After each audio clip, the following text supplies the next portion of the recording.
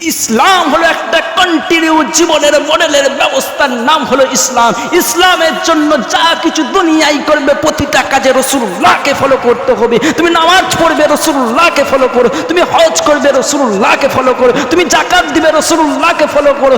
দুনিয়ায় কি কাজ করছো প্রতিটা কাজে রাসূলুল্লাহকে ফলো করো। আর রাসূলুল্লাহকে ফলো না যদি করো, কাল কিয়ামতের ময়দানে রাসূলুল্লাহ সাফায়াত পাবে না। প্রতিটা কাজে রাসূলুল্লাহ দেখতে হবে, প্রতিটা কাজে রাসূলুল্লাহকে ফলো করতে হবে। আবু জেহেলও নামাজ পড়তো, আবু বকরও নামাজ পড়তো। আবু জেহেল ও রাসূলুল্লাহ চাচা, একটাই পার্থক্য রয়েছে, আবু জেহেল ভাই মুহাম্মদকে মানতো না, কিন্তু আবু বকর রাসূলুল্লাহ কন্টিনিউ জীবনের মডেলটা পুরোটাই মানতো।